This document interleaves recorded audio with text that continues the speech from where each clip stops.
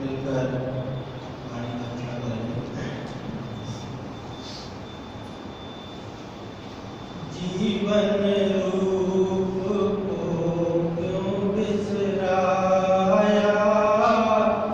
जीवन रूप को क्यों बिसराया, जीवन रूप को क्यों बिसराया, जीवन रूप को क्यों बिसराया। झूठे मत में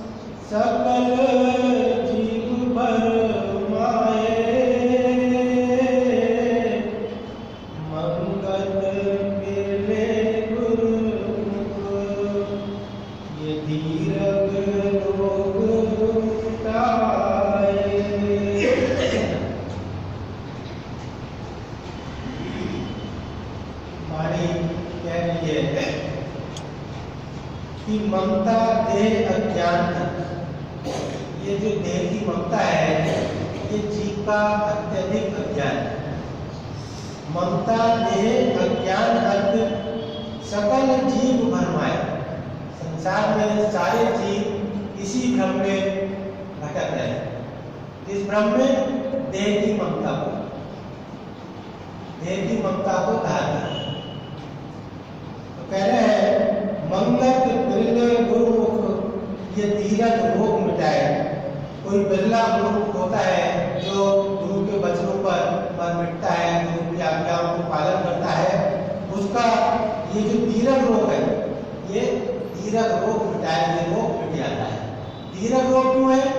क्योंकि ममता देह जो है ये अनंत काल से रोग चल रहा है, केवल ये जीवन का नहीं है। अनंत काल से हम शरीर को धारण कर रहे हैं और मृत्यु को प्राप्त हो रहे हैं, लेकिन हमारा ये रोग खत्म नहीं होता। कौन सा रोग? देह की ममता।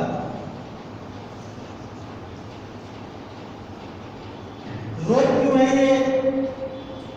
कह रहे हैं जीवन रूप को क्यों बिसराया, झूठे मत में नित लिपटाया।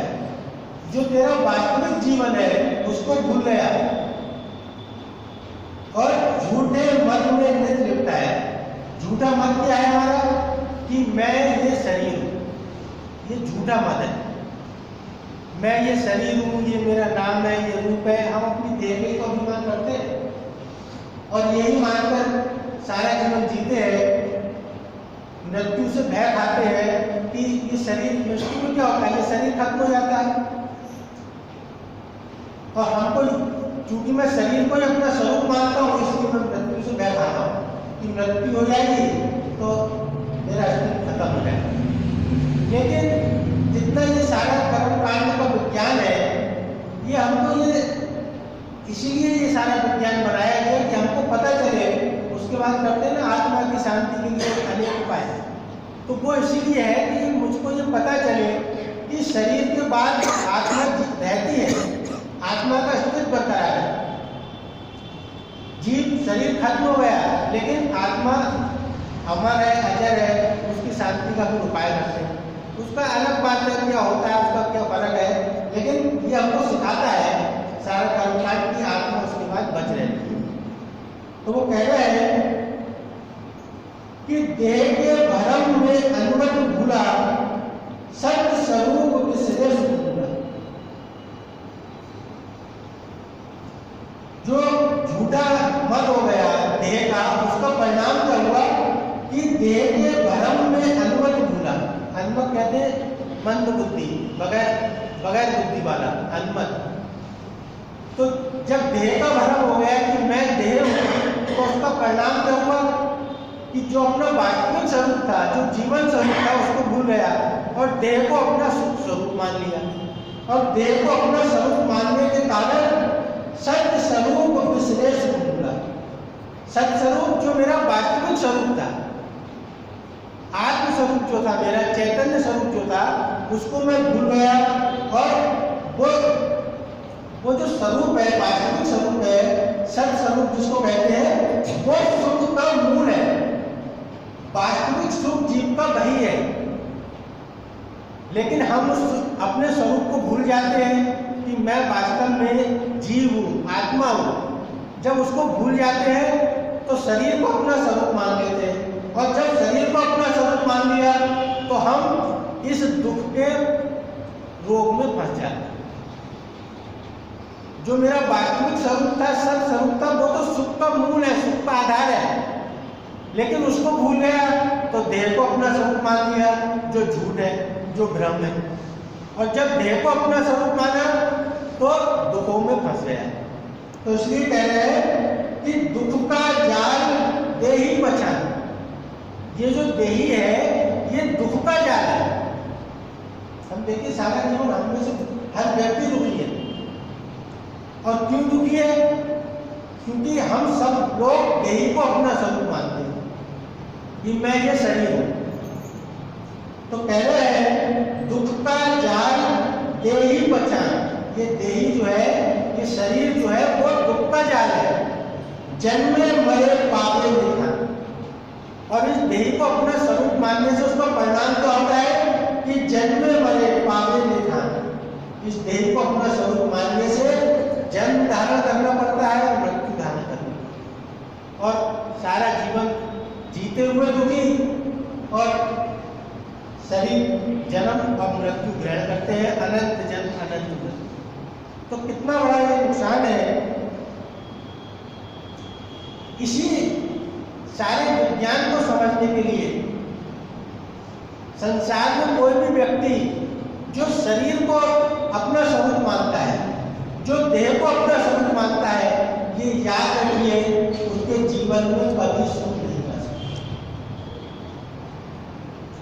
लेकिन अज्ञानवश करते क्या है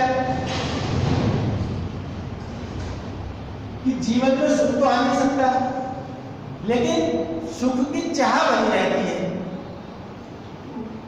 सुख की चाह बनी रहती है। और उस सुख को प्राप्त करने के लिए हम सारा जीवन कर्म करते रहते हैं। हम जितना आप देखिए जीवन में कर्म कर रहे हैं, उसके पीछे लक्ष्य क्या है कि मुझको सुख और शांति प्राप्त हो, और तो कोई लक्ष्य नहीं। लोग कहते हैं कि पैसा, केवल मैं पैसे के लिए काम कर रहा हूँ या और संसार की वस्तुओं के लिए, लेकिन वास्तविकता ये नहीं है। अभी कोई मुझको ऐसा पैसा मिले कि कोई व्यक्ति पैसा दे और उसके साथ पता चले कि भाई इसके बदले तुमको ये दुख सहना पड़ेगा, या ये जो पैसा मैं दे रहा हूँ,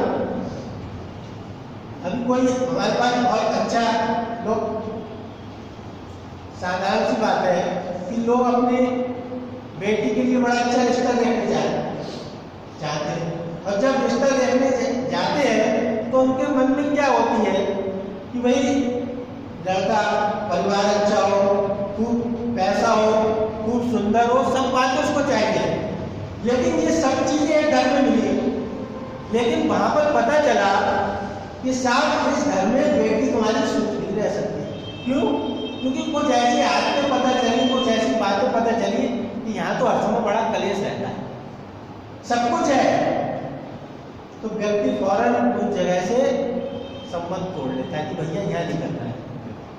जबकि सब कुछ है, पैसा है, मकान है, कारें हैं, बहुत पढ़ाई लिखाई है, बहुत सुंदर है, लेकिन मालूम चले कुछ चीजें ऐसी हैं जिससे यहाँ पे बेटी को कभी चैन नहीं मिलेगा, हर समय कलेश रहता है या और चीजें हैं। तो इसका मतलब क्या होगा? हम पैसे को पैसे के लिए नहीं चाहते, और संसार की जितनी वस्तुएं हैं केवल उसको इकट्ठा नहीं करना चाहते, उसके पीछे लक्ष्य क्या है कि मुझको इनसे सुख प्राप्त हो। तो लक्ष्य ये होता है कि मुझको सुख और शांति प्राप्त हो, और इसके लिए हम सारा जीवन कर्म करते हैं। तो अच्छी बात है कर्म करते हैं, लेकिन एक गलती हो गई बीच में। सुख तो चाहते हैं, उसके लिए प्रयास करना अच्छी बात है, शांति चाहते हैं, उसके लिए प्रयास करना अच्छी बात है, लेकिन एक गलती हो गई। और वो गलती क्या हुई? वो गलती क्या हुई कि सत्य स्वरूप को बिसरे सुख। ये गलती हो गई मुझसे कि जो मेरा सुख का आधार है, जो सुख का मूल है, सत्य स्वरूप, उसको मैं भूल गया। और जब उसको भूल गया तो आप फिर संसार में कितना कर्म करते रहिए, देह को अपना स्वरूप मानकर कभी जीवन में सुख प्राप्त होने वाला है। क्यों नहीं प्राप्त होने वाला है? ये हम सबका अनुभव है। आप देख लीजिए, हमके आज कितने साधन हो गए, कहाँ के कहाँ पहुँच गए हम। क्या कोई अपने दिल पर हाथ रख के कह सकता है कि मुझको सारे सुख प्राप्त है? क्या मैं बिल्कुल सुखी व्यक्ति? नहीं हो सकता। क्यों? क्योंकि जो सुख का रास्ता था वो तो बहुत पीछे छोड़ा है, और वो क्या रास्ता था? सत्य स्वरूप बिसरे सुख। तो जितना भी अध्यात्म का मार्ग है, ईश्वर भक्ति का मार्ग है, ये उस सत्य स्वरूप को याद करने के लिए, और कोई वो नहीं। और हम उस सत्य स्वरूप को याद करेंगे, और फिर उसको याद करेगा और भक्ति के नाम पर कितने आडंबर करते जाए, कभी हमको ना भक्ति सफल होगी, ना हमको सुख प्राप्त होगी। और अज्ञान में सब यही कर रहे हैं, बहुत ईश्वर की पूजा, पाठ, तीर्थ, व्रत, दान कर तो ये सब है, लेकिन देह की ममता बढ़ती है। तो सारा निष्फल हो गया कि तुमने कोई कमाई की और आग में डाल दी, कमाई की आग में डाल दी। ये हम सबके जीवन का है। कह रहे हैं दुख का जाल दे ही पहचान। बस ये दो बात याद रखें, सत्य स्वरूप विसरे सुख मूला, जो सुख का मूल है सत्य स्वरूप उसको भूल गए। और दूसरा क्या करें, दुख का जाल दे ही पहचान। ये देही जो है वो दुख का जाल है। तो कितने कर्म करते रहे, दुख एक हाथ में हम आग पकड़े रहे, वो दुख का जाल दे ही है, ये तो आग पकड़ ली, और एक हाथ से हम कितना डंडा पकड़ते रहे, कोई फर्क नहीं पड़ेगा। तो जब तक ये दुख का जाल नहीं छूटेगा तब तक ना जीवन में कभी सुख मिलेगा, ना शांति मिलेगी, और ना कभी ईश्वर की भक्ति सार्थक होगी। फिर लोग शिकायत नहीं करते कि मैं तो सारा जीवन बड़ी ईश्वर की भक्ति की, लेकिन मुझको कभी सुख नहीं मिला। तुमने ईश्वर की भक्ति का की, ईश्वर की भक्ति के नाम पर देह की भक्ति की, नाम ईश्वर की भक्ति का करते रहे, लेकिन इच्छा अंदर से क्या रही कि मुझको देह के बड़े सुख प्राप्त हो, जो मेरे संसार के काम नहीं बन रहे हैं ये सारे काम बन रहे हैं।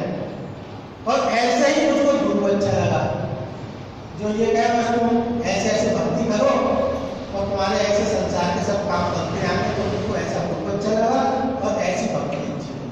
तो ये कभी दोनों विपरीत मार्ग है, इनसे कभी जीव को सुख और शांति नहीं मिल सकती। इसीलिए देखिए अब धोखा क्या है, ये सारा जो सत्संग है ये यही हमारे जीवन को लाभ पहुंचाता है, हमारी दिशा सही करता है।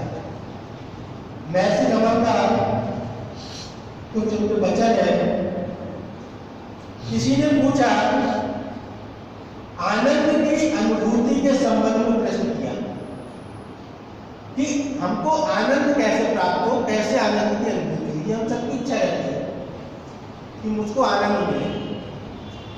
लेकिन उस आनंद के पीछे जो प्रयास है वो क्या है, उस आनंद के पीछे जो लक्ष्य है, जो टारगेट है और जो धारणा है वो क्या है। वो धारणा केवल ये है कि मेरा अनुभव ये है कि मेरे इंद्रियों के भोग और मन की इच्छाएं पूरी होती है तो मुझको सुख और शांति मिलती है। ये मैंने एक धारणा बना ली है। जैसे हमारी जितनी इंद्रियां हैं, आँख है, त्वचा है, नासिका है, कर्ण है, जो भी 5 इंद्रियां कही जाती हैं और उनके अपने अपने विषय हैं। कानों का विषय है सुनना। हमारा सुख क्या है कि मैं कानों से बहुत अच्छे अच्छे संगीत सुनूं, अच्छी बातें सुनूं और अच्छी चीजें सुनने से मुझको सुख प्राप्त होता है। कहीं पर हम जाते हैं और बड़ा अच्छा संगीत हो, बड़ी अच्छी और चीजें हो, तो हम कहते हैं बड़ा आज आनंद आया, बड़े अच्छे भजन सुने, बड़ा आनंद आया। और कोई कर्कश बातें करे तो कहते हैं यार मजा नहीं आया, टाइम खराब हो गया। तो कानों का विषय सुनना, तो वो अच्छी चीजें सुनना चाहता हूँ। आंखों का विषय देखना, अच्छे दृश्य देखना चाहता हूँ। हम लोग अच्छे दृश्य देखने के लिए पूरी दुनिया जान पाते हैं, पूरा विश्व की सैर करते हैं और बड़े खुश होते हैं। हिसाब और क्या देखते हो, यहाँ पर एक मंजिल इमारत देखी और कहीं बड़े यूरोप और बड़े कंट्री में जाकर बस 100 मंजिलें इमारत देखी, बहुत हरियाली देखी और सब चीजें देखी और बड़े खुश हो गए। तो हमारा जो सुख है उसका आधार क्या है, इंद्रियों के विषय का पूरा होना। ये हमारे सुख का आधार है और कोई आधार नहीं। तो अब देखिए सत्पुरुष क्या कह रहे हैं, ये हमको रहस्य समझा रहे हैं। किसी ने उनसे पूछा आनंद की अनुभूति कैसे हो। महर्षि रमन कह रहे हैं यदि कोई व्यक्ति ये माने कि उसकी प्रसन्नता का हेतु बाहर के साधनों एवं पदार्थों की प्राप्ति है, यदि कोई व्यक्ति ये माने कि मुझे प्रसन्नता, मेरी प्रसन्नता का कारण क्या है, बाहर के साधन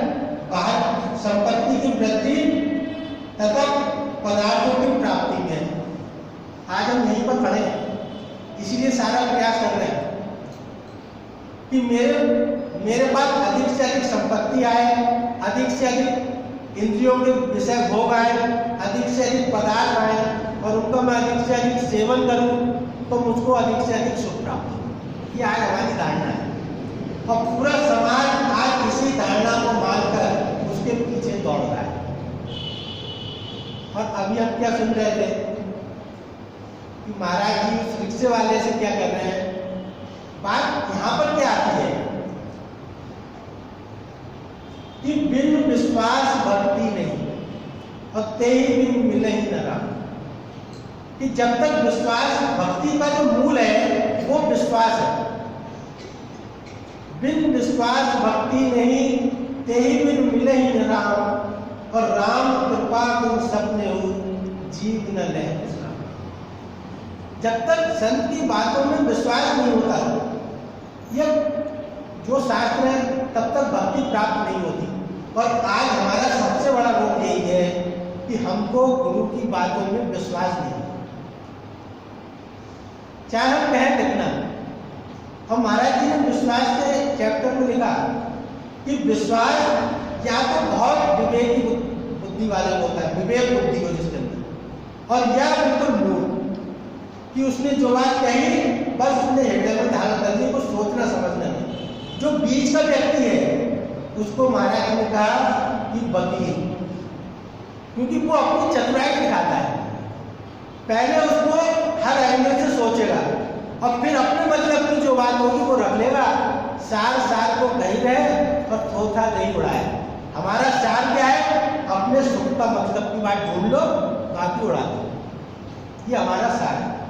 तो इस साल से हम देख रहे हैं जीवन में हमको बहुत लोगों को यह 10, 20, 50 साल होते होंगे, कितनी बातें हमारे जीवन में आज तक आए। अगर हम देखें तो 1% शायद आया नहीं हुआ,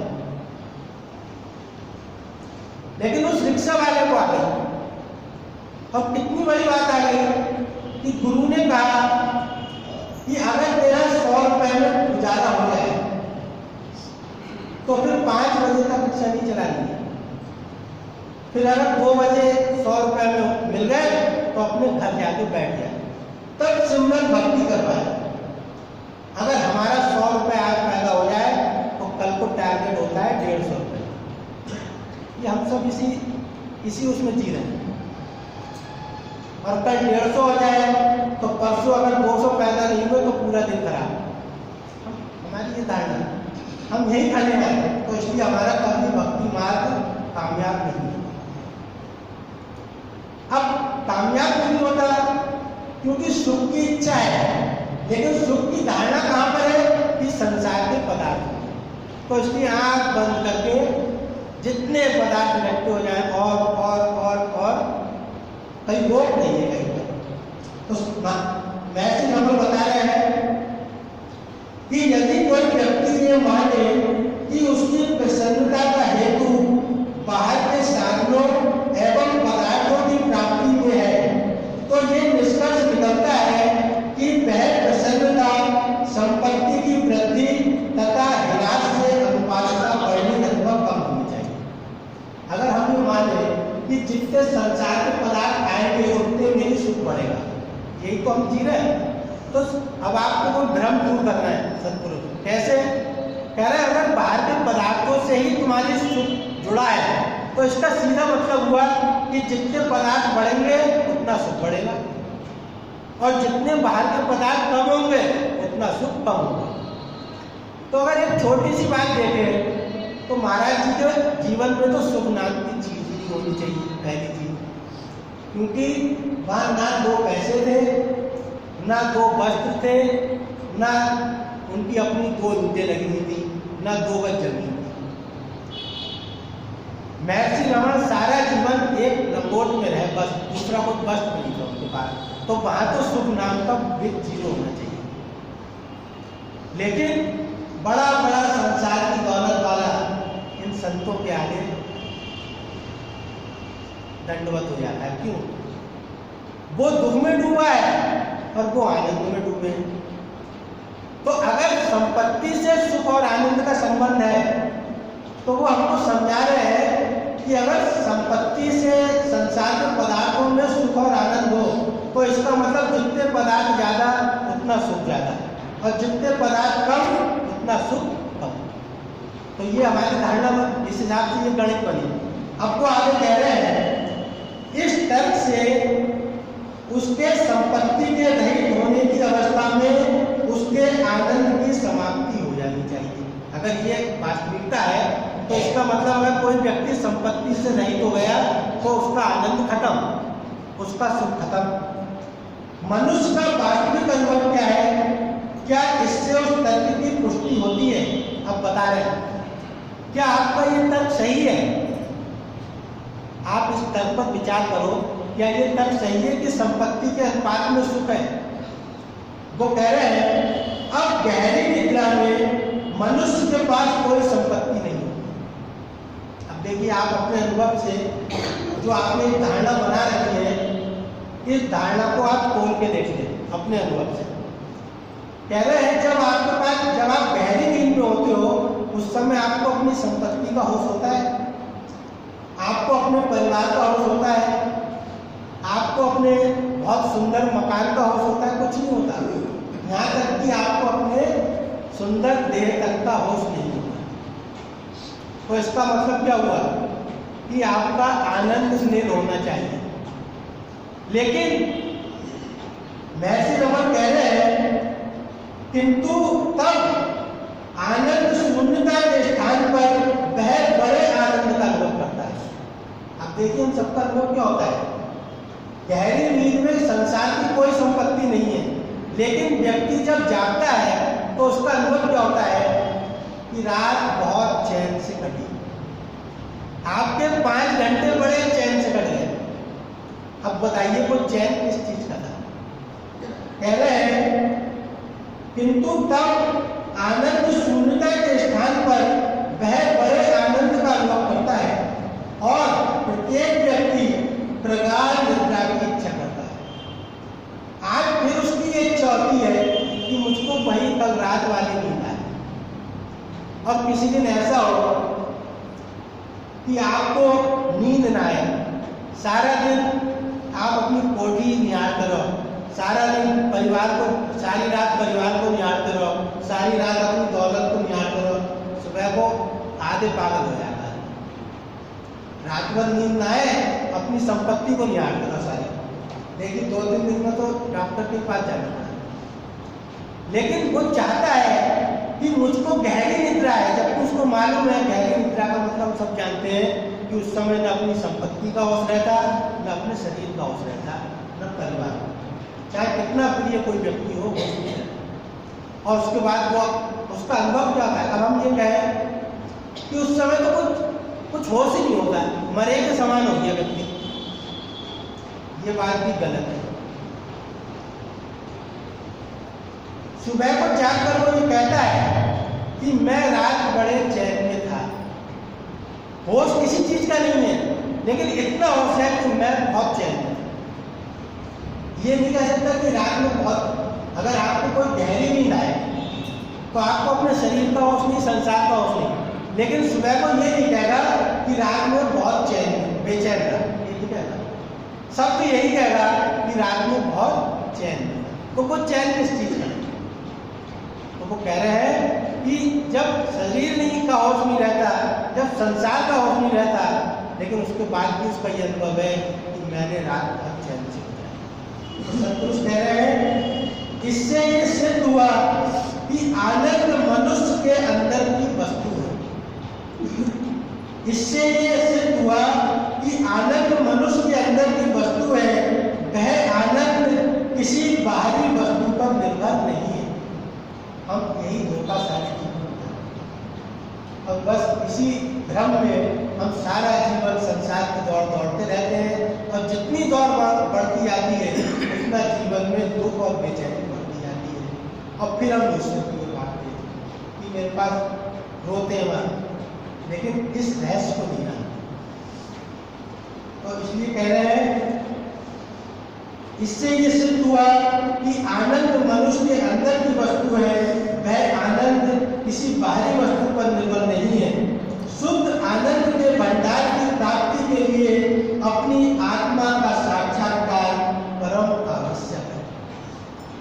यही है कि जिसको ईश्वर दर्शन कहते हैं या आत्मा का साक्षात कहते हैं। यही सुख का मूल है, आत्मस्वरूप, और यही ईश्वर की भक्ति का फल है।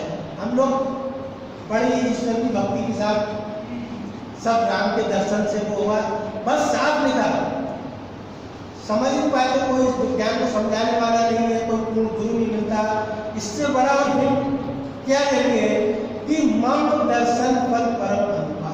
सारा जीवन हम लोग मंदिर में जाते रहते हैं, राम कृष्ण की भक्ति की बात करते हैं, लेकिन भक्ति का फल क्या है?